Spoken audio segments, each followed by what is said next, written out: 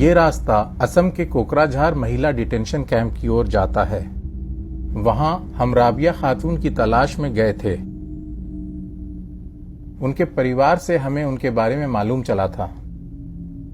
कई अड़चनों के चलते वे राबिया से मिल नहीं पा रहे थे, इसलिए वे चाहते थे कि हम उनका संदेश राबिया तक पहुंचाएं।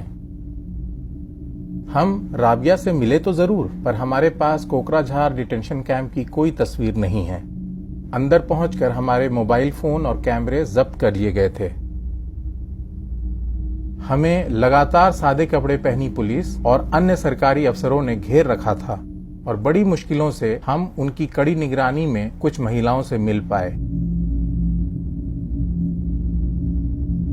ग्वालपाड़ा डिटेंशन कैंप का ये वीडियो हमें गाड़ी में छिप छिपा कर लेना पड़ा। आखिर ऐसा क्या चलता है इन डिटेंशन कैंप्स में जिसे सरकार हम सब से और मीडिया से छिपाना चाहती है? डिटेंशन कैंप्स में किसे रखा जाता है और क्यों?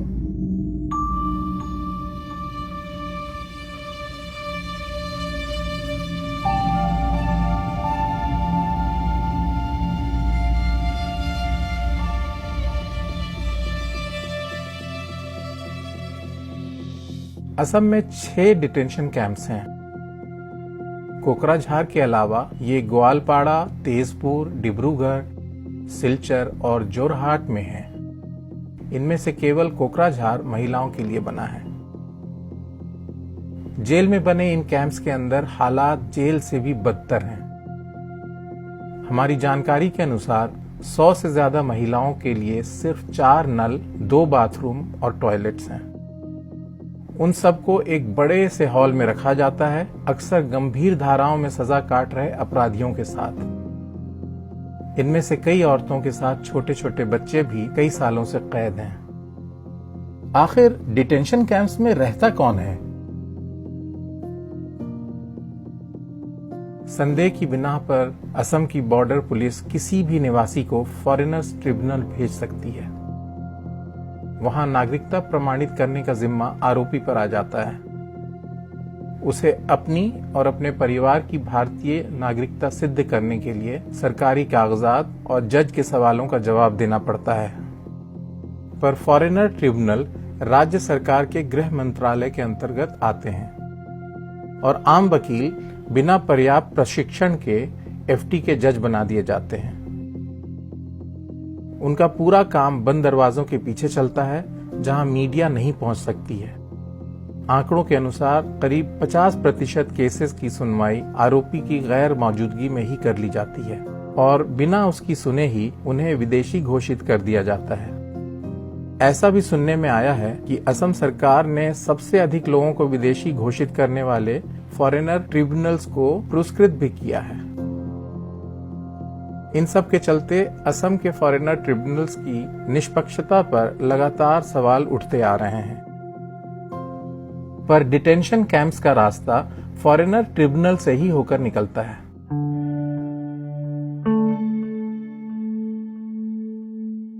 डिटेंशन कैंप में रह चुके कुछ लोगों से हम असम में मिले। उनकी कहानियां दिल दहला देने वाली हैं। रश्मिनारा बेगम को जब उनके घर से खींचकर डिटेंशन कैंप ले जाया गया तो वो 3 महीने की प्रेग्नेंट थीं। उनका कसूर बस इतना था कि उनके आइडेंटिटी डॉक्यूमेंट्स में मामूली गलतियां थीं।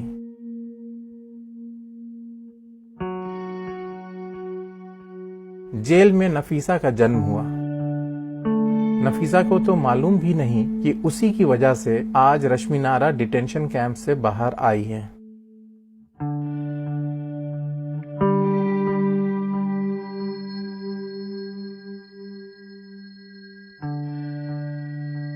दूसरी तरफ कैंपों के अंदर रहस्यमय मौतों का सिलसिला जारी है। मरने वालों के परिवारों को सरकार की तरफ से अक्सर कोई सफाई नहीं मिलती। किन परिस्थिति में मरे, उन्हें क्या हुआ था, किसी को नहीं मालूम। सुब्रतो दे ग्वालपाड़ा डिटेंशन कैंप पहुंचने के कुछ दिनों में ही चल बसे। उनके परिवार को अभी भी विश्वास नहीं हो रहा है कि सुब्रतो उनके बीच नहीं रहे।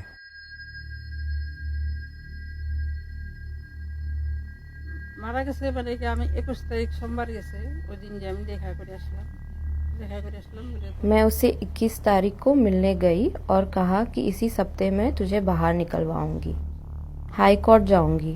वो बस मुस्कुराया और बोला ठीक है। तो मैंने उसे 350 रुपये, थोड़ा सा चिवड़ा और केला दिया। जब मैं जा रही थी तो मुझे देखता ही रहा काफ़ी देर तक। 21 को मैं गई और 26 को खबर मिली कि वो ख़त्म हो गया है। अंदर क्या होता है ये तो वो बोल ही नहीं पाता था।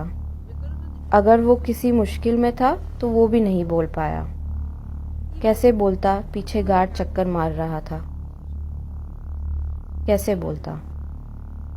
घर से पका के खाना ले जाती थी, वो भी नहीं देने देते थे।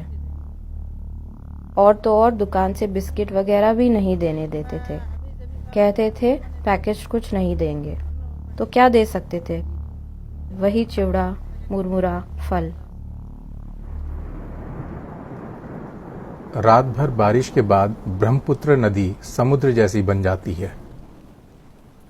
उसी के तट पर हम साकेन अली से मिले, जिनके नाम में सिर्फ एक छोटी सी गलती की वजह से उन्होंने 5 साल डिटेंशन कैंप में काटे थे। हमारा नाम आमिर लेकी साकेन अली। मैं अपना नाम साकेन लिखता हूँ और वहाँ लिखा था सौकेन अली। बस इतना सा ही फर्क था और कोई गलती नहीं थी। एक आदमी के 2 नाम कैसे हो सकते हैं? वो कोई खुशहाल जगह तो है नहीं, वो दुख का ही स्थान है। शाम को 4 बजे से सुबह 6 बजे तक हमें जेल के अंदर रखा जाता था। दिन मतलब सुबह 6 बजे से शाम के 4 बजे तक होता है, बाकी बस रात ही कहिए।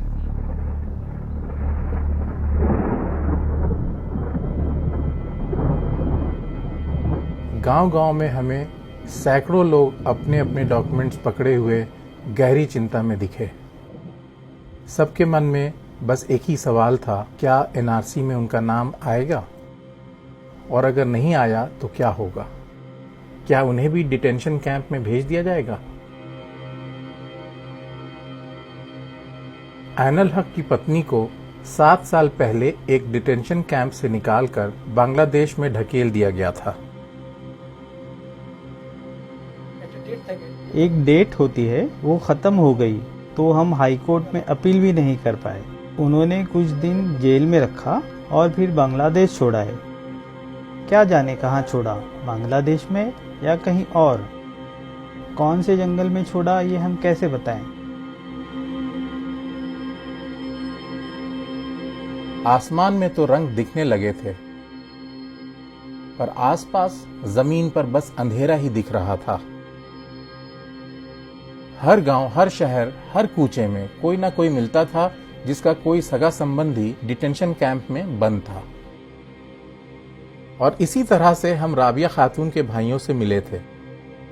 वो चाहते थे कि हम कोकराझार महिला डिटेंशन कैंप्स में जाकर उनसे मिलें और उनसे कहें कि वे राबिया को बाहर निकालने की पूरी कोशिश कर रहे हैं।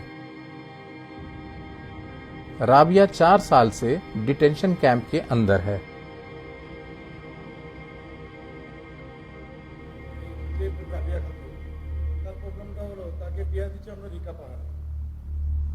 हमारी बहन राबिया खातून की शादी रिका पहाड़ में हुई थी। हमें मालूम ही नहीं कि उसे डी वोटर मार्क किया गया था। उसने भी नहीं बताया। अचानक एक दिन पुलिस का नोटिस आया कि थाने में आइए। उनका बेटा उन्हें लेकर गया था। हमें मालूम ही नहीं चला कि कोकराझार से चालान आया है। बेटा सीधा साधा है, ज्यादा नहीं समझता है। उसने किसी वकील को पैसा दे दिया हाई कोर्ट के लिए। हमने सारा डॉक्यूमेंट इकट्ठा किया, पिताजी का एनआरसी, जमीन का कागज, गांव बुरा सर्टिफिकेट, लेकिन वो बोला कि केस आएगा तो ही लड़ पाएंगे। ऐसे 3 साल बीत गए। बहन तो बोल रही है यहाँ पे बहुत मुश्किल है, मुझे ले चलो यहाँ से, मैं यहाँ खुश नहीं हूँ। मतलब खाने पीने की प्रॉब्लम, नहाने धोने की प्रॉब्लम, पानी बहुत कम है, एक एक के हिस्से में बहुत कम आता है। 2 टाइम खाना मिलता है, थोड़ा सा सुबह में और रात को दाल सब्जी। तो वो रो रही थी कि मुझे निकालो यहाँ से, नहीं तो मैं मर जाऊंगी।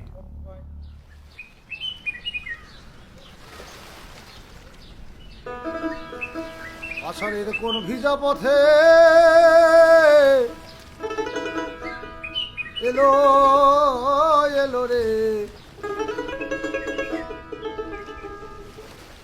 এলো আমার ঘর ভাঙা শ্রাবণ। कुछ दिन पहले सुप्रीम कोर्ट के आदेश पर राबिया खातून को बेल पर रिहा किया गया है। ऐसे कितने निर्दोष हिंदुस्तानी असम के डिटेंशन कैंप्स में बंद हैं और अब तो सरकार देश के हर बड़े शहर में एक डिटेंशन कैंप बनवा रही है।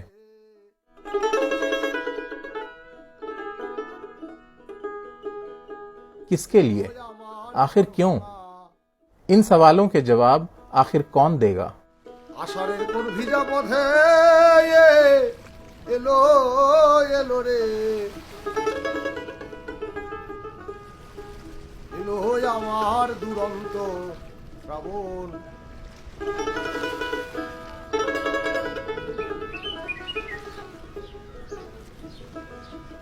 চুনি নদী ঘূর্ণিপাকে যেথা পড়ল চর সেই চরেতে বেঁধে ছিলাম বসতি এক ঘর।